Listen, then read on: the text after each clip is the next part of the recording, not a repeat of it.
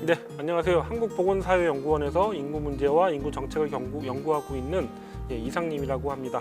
인구 정책을 계속 연구하면 느끼는 것이 본질적으로 우리가 인구 정책을 잘못 타겟을 하고 있는 것이 아닌가, 우리의 접근성 자체가 잘못된 것이지 아닌가 하는 생각을 합니다. 전문가들 중에서도 10년째 특단의 조치가 필요하다고 얘기를 합니다. 그럼 특단의 조치는 과연 그 특단의 조치는 무엇인지 오늘은 정책에 대한 얘기를 하려고 합니다.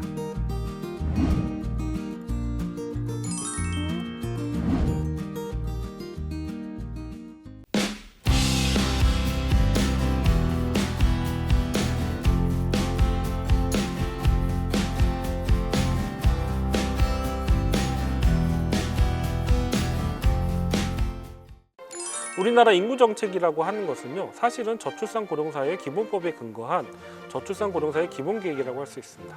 이 저출산 고령사회 기본계획은요, 5년 단위로 정부에서 만드는데요, 여기에는 저출산 문제를 해결하기 위한 각 부처의 사업들이 총괄되어 있습니다. 한 220개 사업들이 나와 있고요. 그리고 이 사업이 제대로 풀어가고 있는지, 매년 이것이 계획대로 진행되고 있는지를 체크하는 것이 저출산 고령사회위원회입니다. 저출산고령사회위원회의 위원장은 대통령이고요. 사실은 부위원장이 그 역할을 담당해서 위원회를 운영하고 있습니다. 그런데 문제는 이 저출산고령사회 기본계획이라는 것이 개별 사업들을 200여 개 사업들을 쌓아놨다는 것이에요. 과연 이 사업들을 다 풀었다고 해서 이 문제들이 이런 구조적인 문제가 해결될 수 있는가? 전혀 아닌 것 같습니다. 예를 들어 4차 기본계획, 지금 4차 기본계획, 3차 기본계획에 되면은 주거에 대한 정책이 한 5가지 정도밖에 없었습니다. 이 5가지 정책은 그리고 다 한다고 하더라도 우리의 그런 주거 시장의, 부동산 시장의 문제를 해결되지는 않죠. 저출산고령사회 기본계획에 포함되어 있는 220개 사업은 매년 100% 다 완수가 됩니다. 그럼에도 불구하고 문제는 그대로 남아 있습니다. 이 문제를 좀 더 강하게 비판을 하자면은 우리나라 국민들은 저출산 고령사회 기본계획이 저출산 문제와 인구 문제를 해결할 수 있는 매뉴얼이라고 생각을 하지만은 실제로는 그렇지 않다는 것입니다. 실제로 저출산 고령사회 기본계획이 없었다고 해서 280조를 줬다고 하는데 이게 없다고 해서 이 사업들이 사라지지는 않습니다. 저출산 고령사회 기본계획이 포함된 대표적인 사례로 보면은 돌봄의 문제, 아니면은 영유아 백신 접종이, 예방 접종이 옛날과 달리 무료 접종이 훨씬 더 많이 늘어났는데요. 이것은 아이를 양육하고 있는 비용을 절감한다는 의미에서 저출산 정책이 포함되어 있습니다. 그러니까 원래 있던 정책이고 정부가 원래 해야 되는 정책입니다. 거기에 저출산 정책이란 꼬리표를 붙여서 이 꼬리표를 붙은 정책을 모아놓은 것이 저출산 고령사회 기본계획이고 인구 정책입니다. 현장에서 어떤 말을 하냐면 저출산 고령사회의 기본계획이 없었어도 인구 정책은 존재했을 거라고 얘기를 합니다. 많은 부분이 기존에 있던 사업이 그대로 들어와 있기 때문입니다. 그러니까 280조라는 사업은 280조의 예산이 들었다는 굉장히 과도하게 해석된 부분이 있습니다. 또 280조 사업 중에서는요, 고령화 사회에 대응하고 있는 IT 인력 양성이라든지 심지어는 첨단 무기 도입 같은 예산도 여기에 들어가 있습니다. 이것이 저출산 예산에 다 포함되면서 저출산 정책이 효과 없었다는 비판의 근거로 되고 있습니다. 또 다른 문제는 예산에서 청년 주거 관련된 대출금들, 이건 다시 돌려받는 돈들이잖아요. 이 예산도 다시 저출산 고령사회 기본계획의 예산으로 다 포함이 돼 있다는 겁니다. 사실은 280조라는 숫자가 굉장히 부풀려진 측면이 있는 거죠. 또한 어떤 정책을 얘기할 때, 예를 들어서 청년 실업 얘기를 했을 때 청년 실업 정책에 대해서 들어간 예산은 올해 예산만 하지 15년 동안 되었던 예산을 누적해서 얘기하지는 않습니다. 지난 15년 동안 우리가 몇백 조를 썼는데 지금 청년 실업이 그대로다, 이렇게 비판하지는 않죠. 근데 저출산 고령사회 기본계획만큼은, 인구 정책에서만큼은 지난 15년 여년 동안의 이 문제들, 예산들 다 총합해서 비판을 합니다. 굉장히 비합리적인 구조로 논의가 이루어지고 있다는 걸 알 수 있습니다. 그러면 정부에서는 이런 왜 백화점식 나열 정책을 했는가? 1번은 부처의 입장에서는 기존의 사업을 했기 때문에, 그리고 기존의 사업을 하면서 예산 확보가 편했던 측면이 있습니다. 수월했기 때문에 관련 없는 사업들도 저출산 정책에 들어간 예들도 많이 있습니다. 또한 정부 입장에서는 이 인구 문제를 바꾸기 위해서는 이런 구조적인 문제를 바꾸고 사회를 대개혁을 해야 되는데 여기에 대한 그림을 잘 못 그리겠고 자신감도 없습니다. 이런 정치적 부담을 피하는데도 굉장히 이런 사업들의 나열이 더 좋은 측면도 있었습니다. 그리고 또한 전문가들의 책임도 있습니다. 저도 거기에 포함된 전문가라고 얘기할 수 있는데요. 전문가들의 이해도 반영이 됐습니다. 사업을 위해서 자기의 관련 영역과 관련된 사업들을 확장시키기 위해서 이러한 사업들을 나열한 형태의 인구 정책을 계속 관여했던 거하고 비판하는 것에 대해서 자신 있게 아니라고 이야기하기는 힘듭니다. 그러면서 앞뒤가 안 맞는 정책들을 왜 전문가들이 자꾸 얘기를 했지? 이런 정책들, 앞뒤가 안 맞는 정책들이 굉장히 많이 있습니다. 하지만 사업이 늘어난다는 것으로 그게 좋게 해석되는 부분도 굉장히 많았습니다. 특히 우리나라의 전체 예산에서 가족 지출 예산이 굉장히 적습니다. 서구에 비해서 절반 수준의 평균보다 훨씬 미치고요. 그리고 예전에는 절반 3분의 1 수준도 못 미쳤습니다. 그래서 지금은 가족 지출 예산이 많이 끌어들였습니다. 거기에 저출산 정책이 굉장히 많은 기여를 했습니다. 그리고 국민들이 복지라는 것, 특히 청년들이 빈곤이라든가 장애가 없는 청년들이 복지라는 혜택을 받는 실제로 경험하는 계기가 되면서 국민들의 인식도 굉장히 복지에 대한 인식도 굉장히 많이 바뀌었습니다. 우리는 그렇게 굉장히 저출산 정책은 많은 기여를 하기도 했습니다. 제가 유학을 갔던 2003년도 경에는요, 제가 인구학을 하러 박사학위를 한다니까 친구들이 그게 무슨 학문이냐고 물어봤습니다. 사람을 사는데 그게 학문이 필요해? 심지어는 제가 아는 교수님들조차도 인구학은 아이를 안 낳게 하는 학문이지 아이를 더 낳게 하는 학문이 더 이상은 필요 없는 학문이다라고 저한테 질타를 하셨어요. 그리고 인구학 저출산의 문제라는 그 당시에 설명하기도 되게 힘들었던 문제입니다. 근데 이제는 저출산 고령화는 굉장히 일상 용어가 돼버렸죠. 이만큼 우리의 문제인식을 빨리 확산시켰다는 거, 이건 저출산 정책의 기여라고 할 수 있고 가족 예산도 굉장히 늘어났습니다. 하지만은 이 가족 예산이 늘어났는데 이 출산율은 왜 더 떨어지는 것인가? 여기에서 본질적인 문제 제기도 한번 해볼 필요가 있겠습니다. 우리 정부가 가족 예산이 굉장히 적은 것도 사실이지만은 서구와 같이 가족 정책이 저출산 정책을 대체할 수 있는가? 과연 그렇지는 않을 것 같습니다. 제가 보기에는 이런 가족 정책과 더불어 구조를 해결하기 위한 노력들이 더 앞서서 병행이 돼야지 이 가족 정책들이 효과를 볼 수 있는 것이 아닌가 생각됩니다.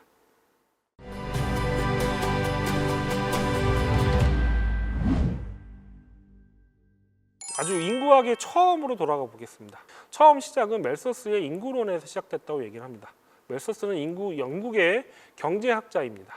내용은 어떤 거냐면은 인구는 2, 4, 8, 16, 32 이렇게 기하급수적으로 느는데 식량은 1, 2, 3, 4 산술급수적으로 늘어난다. 그렇기 때문에 언젠가는 이 인구의 성장을 식량이 담당하지 못하는 큰 파국을 맞이할 것이다. 이 파국을 예방하기 위해서 임금을 줄이고 그렇게 금욕 생활을 해야 된다라고 하는 주장을 하게 됩니다. 실제로 이 인구론은 굉장히 유럽 사회를 강타했습니다. 이 정치적으로도 굉장히 논란이 있는 얘기인데요. 멜서스는 당시에 계몽주의 사상에 반대를 했고요. 그리고 또한 인류가 계속 끊임없이 진보해 나갈 것이라는 계몽주의 사상에 동의하지 않았고, 또한 그 당시 도시 빈민에 대해서 정치 지원 정책을 하려고 하는 빈민법에 반대하는 정치적 입장을 띄었습니다. 보수적인 입장을 가졌다고 볼 수 있는데요. 당시 멜서스와 비슷한 시기에 살았던 멜서스보다 조금 더 뒷세대의 사이이긴 한데 생애 시기는 겹치기도 합니다. 그 당시 살았던 막스는 이 멜서스의 인구론을 인류에 대한 중대한 모독이라고 하면서 강하게 비판을 했습니다. 막스에 따르면은 빈곤의 문제는 인구 때문에 발생하는 것이 아니라 자본주의가 가지고 있는 원래의 문제라고 얘기를 하는 것입니다. 어떤 현상이 인구에 관해서 생긴 것인가? 예를 들어 청년의 실업 문제가 청년이 많아서 생긴 문제인가? 아니면은 우리 사회의 문제인가? 여기서 고민을 해볼 수는 있겠습니다. 우리 사회에서 집값이 높아진 것이 인구의 문제인가? 아니면 다른 정책, 다른 제도 환경의 문제인가? 이거는 굉장히 설명하기가 하나의 답을 매기하기 힘듭니다. 제가 굳이 이 얘기를 왜 하냐면은 인구를 바라볼 때 사람들은 인구 문제가 가치 중립적인 문제라고 생각하는 것 같습니다. 인구가 크다 작다. 그러면서 인구라는 단어에는 숫자가 들어있습니다. 영어로도 스몰 파퓰레이션, 라지 파퓰레이션이라고 하면서 인구의 문제에는 숫자 문제가 있습니다. 그러면서 인구는 가치 중립적이고 객관적인 문제라고 생각하시는 것 같습니다. 하지만 멜서스와 막스의 논쟁에서 볼 수 있듯이 인구는 굉장히 정치적이고 사회 지향적인 문제입니다. 특히 앞으로 지난 시간에 말씀을 드렸듯이 고령 인구 구조의 변화가 계속 진전이 되면서 사회적 갈등과 격차가 커질 텐데, 그리고 거기에 대해서 대응하면서 그런 정책의 측면에서는 정책의 자원을 두고서 굉장히 많은 사회적 갈등이 있을 텐데, 과연 이것이 어떤 선택을 할 것인가는 굉장히 그 사회의 정치적이고 이념적인 문제로 발전될 가능성이 있습니다. 그러면서 인구 문제를 좀 더 객관적으로 바라보고 잘 이해해야지 앞으로의 논쟁에 있어서 어떤 갈등들에 있어서 더 좋은 답을 구현할 수 있다고 생각을 합니다. 그것이 이 강의를 하는 목적이기도 합니다. 다시 말씀드려서 인구 문제를 바꾸기 위해서는 사업의 위주, 지금과 같은 사업 위주의 정책을 넘어서서 이러한 구조적인 문제를 바꿀 수 있는 형태로 진행이 돼야 됩니다. 그러면은 구조를 바꿀 수 있는 정책으로 성공한 사례가 있는가? 대표적인 예가 스웨덴이 있습니다. 스웨덴은 지금 세계적으로 출산율도 높고 복지체도 좋으면서 여성의 일가정 양립도, 여성뿐만 아니라 가족의 일가정 양립도 가장 잘 이루어지고 있는 나라로 굉장히 주목받고 있습니다. 그러면 이 체계는 어떻게 생겼는가?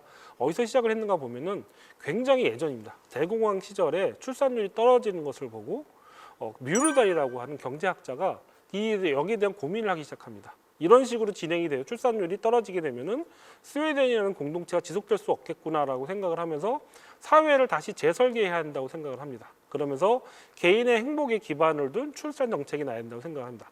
유럽에서는 인구 문제를 국가가 개입을 하려고 하는 요소들이 굉장히 많습니다. 대표적으로 나치와 무솔리니의 그런 파시스트 정권에서는 인구를 굉장히 국가 주도로 인구 문제를 장악하려고 했습니다.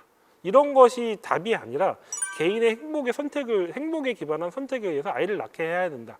그러기 위해서는 안정적인 소득 체계가 보장이 돼야 되고, 그러기 위해서는 노동시장이 바뀌어야 된다. 특히 평등한 노동시장, 고용시장이 만들어져야지 이러한 사회가 가능하다라고 뮤르달 부부는 고민을 했습니다. 그러면서 설계도가 나왔는데 평등한 노동시장을 만들고 그것을 국가의 복지와 국가의 개입이 지원해 주는 시스템을 냅니다. 대기업 노조에서 임금을 더 이상 어느 수준 이상을 받지 않겠다는 약속을 하고, 중소기업의 사업주들도 이 정도의 비슷한 수준의 임금을 지불하겠다는 사회적 대타협이 일어납니다. 그리고 그거에 대한 남는 재원들 아니면 다른 발생하는 문제들을 국가가 복지로서 지원해주고 완충해주는 형태의 구조가 생깁니다. 그렇게 평등한 노동시장이 생기면서 노동시장의 유연성이 높아지고, 그럼에도 불구하고 직업의 안정성이 높아지는 시장이 되고, 그러면서 70년대, 80년을 지나면서 여성들이 노동시장에 자유롭게 참여할 수 있는 시장 구조가 만들어집니다. 그러면서 많은 나라들이 1970년대, 80년대 출산율의 저하를 경험하게 되는데, 스웨덴은 이 문제를 슬기롭게 대응해 나가면서 높은 출산율 국가를 이루고 있습니다. 스웨덴의 사례가 굉장히 우리나라에 많이 소개를 됐어요. 그런데 전문가들이 계속 하는 얘기가 스웨덴은 육아 휴직 기간이 몇 달이더라, 얼마씩 지원을 해주더라, 이런 숫자들의 문제들을 계속 얘기를 했습니다. 우리는 이런 사업을 들어와야, 우리도 이런 제도들을 들어와야 된다. 아니면은 우리는 의식이 모자르다라고 타박을 하는, 우리 사회의 의식을 타박하는 전문가들도 많았습니다. 그런데 스웨덴의 이 정책이 생긴 거는 그런 것 같은, 지금 같은 안정된 출산율을 갖는 사회가 된 것은 기본 사회의 큰 질서, 기반의 질서를 바꾸려고 하는 시도가 있었고, 거기에 대해 사회적인 합의가 있었고, 그것이 이루어지면서 지금 같은 체제가 만들어졌다고 할 수 있습니다. 지금 우리의 저출산 정책, 이러한 개별적 사업들을 나열을 해서 문제를 해결할 수 있는가 한번 되돌아볼 필요가 있다고 생각됩니다. 놀라시겠지만 우리나라에서 법으로 보장된 육아휴직 기간이 우리나라는 세계에서 가장 깁니다. 남성이 쓸 수 있는 육아휴직 기간도 가장 깁니다. 그런데 쓸 수 있는 사람은 굉장히 별로 없죠. 문제는 제도의 확장, 정책의 확장으로만 답이 있는 게 아니라, 실제로 제도는 굉장히 확장됐지만 그것을 이행할 수 있는, 누릴 수 있는 사람들은 점점 더 적어지면서 좋은 직장은 더 좋아지고 어려운 직장은 더 어려워지는, 지방의 중소기업, 농공단지에 있는 생산직 근로자라든지 영세 자영업자라든지 플랫폼 노동자라든지 이런 분들은 혜택을 받기 어려운 구조로 흘러가고 있습니다. 과연 우리의 이런 사업 위주의 정책이 이 문제를 해결할 수 있는가, 여기에 대해서 되돌아봐야 된다고 생각을 하고, 스웨덴의 사례는 정책의 성공한 정책 사례가 아니라 사회 구조를 어떻게 바꿔드는가에 대해서, 그 사회는 어떠한 결단을 내리고 통합을 했는가에 대해서 우리는 바라볼 필요가 있겠습니다.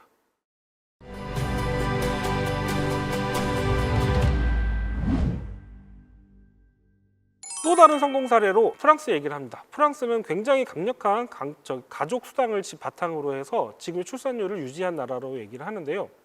프랑스는 의외로 인구에 대한 관심이 예전부터 있었습니다. 나폴레옹 시대부터 인구가 국력이라는 생각을 하게 됐고요. 그래서 인구를 지키기 위해서, 가족을 지키기 위한 정책이 굉장히 오랜 질서를 가지고 있습니다. 서구 사회에서는, 특히 유럽 사회에서는 국가가 인구에 개입하는 것을 굉장히 거부하는 경향이 강합니다. 그런데 프랑스는 이 목표 출산율이 70년대까지 있던 나라예요. 이렇게 출산율에 대한 강력한 선호가 있었고요. 사회적 지향이 있었고 특히 2차 대전이 끝나고 보수적인 드골 정부가 들어서면서 그리고 보수적인 카톨릭가와 같이 굉장히 보수적인 가족 정책을 굉장히 유지하려고 노력을 했습니다. 그런데 60년대부터 이런 여성의 권리라든지 평등성의 문책이 강화되면서 이 정책이 점점 바뀌기 시작을 합니다. 지금 프랑스의 가족 지원 정책을 얘기하면서 보편적 지원을 얘기하시는 분들이 되게 많은데요. 프랑스 정책은요, 가족 지원 정책은 보편성이 아니라 선별성으로 바뀐 지가 좀 오래됐습니다. 그래서 필요에 따라서 액수가 달라지고 그런 지원의 내용이 달라지는 형태로 바뀌었습니다. 특히 중요한 것은 프랑스는 좌파 정부, 우파 정부의 정부 교체가 굉장히 심했던 나라죠. 그럼에도 불구하고 정책의 일관성을 유지하려고 지키려고 했던 전문가 관료 집단들이 있었습니다. 이 집단들이 프랑스의 가족 사회를 지키기 위해서 굉장히 노력을 했고 또한 시민 사회는 이걸 지원해 주면서 지금과 같은 가족 지원 정책이 이루어지는 좋은 사례로 됐습니다. 근데 이러한 특히 대표적인 성공 사례인 프랑스와 이 스웨덴 사례를 보면서 우리가 생각해야 될 것은 사업의 확장을 통해서 지원의 확장을 통해서 이 문제가 해결되는 것이 아니라 사회 구조적인 문제와 같이 맞물려 가면서 문제를 해결할 수 있다는 점입니다. 저출산 정책에서 가장 효과를 봤던 정책이 무엇이냐고 사람들한테 물어보면요. 뭐라고 얘기하면 주 52시간제가 아이를 키우는데 가장 큰 도움이 됐던 정책이라고 얘기를 합니다. 주 52시간제는요. 저출산 정책에 포함되어 있지 않은 정책입니다. 그러니까 인구 정책이 지원 리스트에 없는 사업들이 사실은 이 문제를 해결하는 데 도움을 주는 거죠.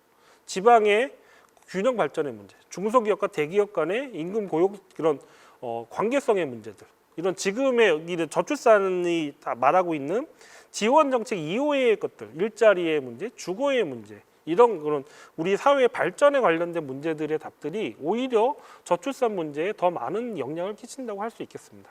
그러면 우리나라 인구 정책이 어떻게 바뀌어야 될까도 거기서 답을 찾을 수 있을 것 같습니다. 지금과 같이 개별 사업들을 쌓아놓고 준비하는 체계가 아니라 어떤 큰 구조적인 문제들을 해결할 수 있게끔 그 문제에 대해서 의견을 개진하고 특히 그 의견 개진이 미래 세대를 위해서 청년 세대를 위해서 할 수 있는 걸로 이런 저출산 문제를 우리가 감안하면서 의견을 개진하면서 정부의 정책에 영향을 미칠 수 있게끔 하는 것이 전 답이라고 생각을 합니다. 저는 저출산 정책이 왜 실패했냐고 물어본다면 저는 이렇게 답을 합니다. 정부의 국정 기조로서 다가갈 문제를 개별 사업으로 접근을 했다고 생각을 합니다. 그래서 실패했다고 생각합니다. 개별 사업들은 아무리 진행해도 굉장히 예산이 써지지만은 이 구조적인 문제는 그대로 있습니다. 이 구조적인 문제를 해결하지 않고서는 이 문제는 해결되지 않습니다. 그리고 이 문제가 해결되지 않으면 우리가 앞서 시간에 얘기했듯이 우리 공동체, 대한민국의 공동체의 지속성과 사회의 통합을 저해하는 요소로 작용할 것입니다. 그러면서 인구 정책은 이런 문제들 해결할 수 있도록 사회적 합의를 이루고 의견을 개진할 수 있는 정책으로 바뀌어야 될 거라고 생각을 합니다. 지금과 같이 5년 단위의 사업으로 접근하는 체제로는 이런 10년, 20년 후의 미래를 준비하는 역할을 하기를 수가 없습니다. 특히 저출산 고령사회위원회가 우리나라 인구 정책의 컨트롤 타워라고 얘기를 하지만은 사실은 인구 정책 저출산 고령사회 기본 계획을 심의하는 거 말고는 상시적으로 할 수 있는 일이 굉장히 제약이 돼 있습니다. 이렇게 거버넌스 다른 부처의 힘을 발휘할 수 있고 정책 리더십을 발휘할 수 있는 체제로 다른 그런 구조를 개편하는 것, 이것이 저는 저출산 정책이 가야 할 일이라고 생각을 합니다. 어떤 전문가들이 말씀하신 것처럼 특단의 조치가 있는 것이 아니라 저는 특단의 조치가 없다고 생각합니다. 이런 사회적 합의를 이끌어내고 정책 국정 기조로서 이런 우리의 인구 문제를 우리 사회가 당면하고 인구 문제를 반영할 수 있는 구조를 만들어내는 것, 이것이 저는 우리가 가야 할 길이라고 생각을 합니다. 그런 미래를 준비해야 되는데 그런 성공한 사례가 있느냐? 성공한 사례, 그런 해외에는 이런 사례가 있느냐? 있습니다. 우리는 인구 정책이라는 말을 너무 쉽게 씁니다. 근데 서구에서는요, 학술적으로는 인구 정책이라는 말을 씁니다. 근데 정책 단위에서 인구 정책, population policy라는 말은 잘 쓰지 않습니다. 특히 이거는 developing country, 그런 가족 계획 정책에 쓰는 문제지 서구 선진국에서는 특히 유럽 OECD 국가 중에는 인구 정책이라는 말을 잘 쓰지 않습니다. 대신 유럽에서는 인구 전략이라는 개념을 권고하고 있습니다. 인구 전략이라는 말은 영어로는 인구 정책은 population policy고요. 인구 전략은 영어로는 demographic strategy입니다. 이거는 우리식으로 직역을 하자면은 인구학적 접근 전략이라고 할 수 있는데 이것은 처음부터 다릅니다. 인구 정책은요, 정책의 대상이 인구예요. 그래서 인구를 바꾸려고 하는 겁니다. 인위적으로 정부가 개입해서 출산율을 올리고 인구의 규모를 바꾸려고 하는 겁니다. 근데 인구 전략은요, 인구와 사회 간의 상호관계를 이해를 해서 이런 상호작용이 우리 사회에게 좀 더 유리한 방향으로 흘러가게끔 환경을 조성하는 것. 인구가 사회가 변하면서 인구가 변하게 되고 인구가 변하면서 사회에 미치는 영향을 같이 감당해 나가는 것. 이것을 전략의 큰 원칙을 삼고 있습니다. 인구 정책은요, 주체가 정책이기 때문에 공공입니다. 정부라든가 지자체인데 인구 전략은 주체가 굉장히 넓습니다. 그래서 가족 정책과 같은 복지 지원 정책만 한자하는 것이 아니라 이 주체는 정부이기도 하고 지자체이기도 하고 기업이기도 하고 공동체이기도 합니다. 그러면서 사회적으로 합의가 들어오면서 이 문제를 공동체가 같이 해결하는 고민을 합니다. 대표적인 예로 독일에서 인구 전략이라는 개념을 굉장히 앞산에 두고서 이 정책을 하고 있는데요. 독일의 인구 전략은 굉장히 사회적인 다이얼로그 구조, 사회적인 대화 구조라고 볼 수 있습니다. 이런 문제들을 영역별로 나눠서 전 사회에서 그 문제에 대한 고민을 같이 하고 토론을 하면서 답을 도출해냅니다. 그리고 시민사회가 할 수 있는 일은 무엇인지, 정부가 해야 할 일은 무엇인지에 대한 답을 도출하고 그걸 준비를 합니다. 대표적으로 라인란트 팔트주라는 곳에서 만든 인구 전략이라는 것이 있는데요. 인구 선언이라는 걸 합니다. 지역에 있는 시민단체들, 민간 조직들, 노조, 기업들, 아니면 정당, 아니면 농부들, 아니면 뭐 간호사협회 같은 직능단체들이 모여서 자기들이 인구 변동에 대해서 우리가 무엇을 할 것에 대한 선언과 약속을 합니다. 이 내용이 그냥 우리나라 아이 더 낳기 운동 같은 그런 캠페인이 아니라 굉장히 구체적이에요. 노조에서는 고령 사회에 맞닥뜨리면서 우리 노동시장이 어떻게 변하는데 이걸 지켜내기 위해서 어떠한 부분에서 우리는 중점적인 교섭을 시작하겠다는 약속을 하고요. 아동복지간호사협회에서는 미래사회에 아동이 되게 중요시 여기는데 여기에 대해서 우리는 전문성을 가지고 어떠하게 우리 사회에 공헌을 하겠다라는 약속을 합니다. 지역의 상공회의소에서는 우리의 노동 문제와 우리 상공회의 문제, 우리의 자영업자의 문제를 어떻게 해결할 것인가 고민을 하고요. 와이너리 협회에서는 농촌의 인구 감소에 대해서 우리는 이러이러한 제도를 하고 있고 그러면서 와이너리 산업과 농업을 지키기 위해서 어떠한 노력을 하겠다는 약속을 합니다. 지역의 교회에서, 지역의 직능단체들에서 이런 선언들을 각각이 하면서 이것들을 모아놓은 약속들이 라인팔트주에 있는 인구선언입니다. 이 사례는 굉장히 부러운 사례예요. 우선 첫 번째로는 민간이 자발적으로 들어왔다는 것도 중요하지만은 인구에 대한 이해도가 굉장히 높습니다. 지금처럼 정부만 비판해서 정부 탓을 돌리는 것으로 문제를 해결하는 것이 아니라 시민사회는 무엇을 할 것이에 대한 고민을 하고 있습니다. 마지막으로 드리고 싶은 얘기는 이 그림을 보시면은 지금 우리나라는 미래에 대한 문제, 인구 문제에 대해서 정부 탓을 많이 합니다. 정부가 책임져야 된다고 얘기를 하는데 미래에는 그러기 힘듭니다. 지난 시간에 말씀드렸듯이 정부는 정책 경쟁이 점점 더 약화될 것이고 정책적 결단을 하기 되게 힘들 것입니다. 그리고 그럴 뿐만 아니라 이 앞으로 생길 문제들은 영역에 따라서 굉장히 다른 문제들이 있습니다. 예를 들어서 지방 교육의 문제는 청년 어린 대상으로 하기 때문에 앞서서 먼저 일어났고요. 인구 복지의 문제는 초고령, 아주 고고령 노인들 후기 노인들을 대상으로 하기 때문에 훨씬 뒤에 일어날 겁니다. 그리고 내용도 다릅니다. 복지의 문제는 예산에 맞춰서 효율성을 높이는 문제, 국방의 문제는 국방의 효율성을 높이기 위해서 내부 개혁을 하는 문제를 바뀌게 되고, 교육부 같은 문제는 지방대회와 같이 어떠한 문제를 관철시키기 위한 타협과 조정의 정책 리더십을 발휘하는 갈등 조정의 역할을 해야 됩니다. 시기별로, 내용별로, 정책의 내용별로 이거 다 다릅니다. 그렇기 때문에 미래에 대한 책임을 정부로 뭉뚱그려 하는 것이 아니라 부처별로 어떤 책임을 질 것인지를 약속하게끔 만들어야 된다고 저는 생각합니다. 그리고 그것이 인구 정책의 영역으로 들어와야 된다고 생각을 합니다. 이 강의를 마치면서 여러분들이 인구에 대한 이해가 높아지고 우리의 인구 문제를 바라볼 때 기존과는 다른 관점으로 나라의 문제가 아니라 나의 문제로 바라보면서 우리는 사회는 어떤 일을 해야 될지, 우리는 어떤 식으로 개입해야 될지에서 고민하는 계기가 됐으면 합니다. 이상으로서 강의를 마치도록 하겠습니다.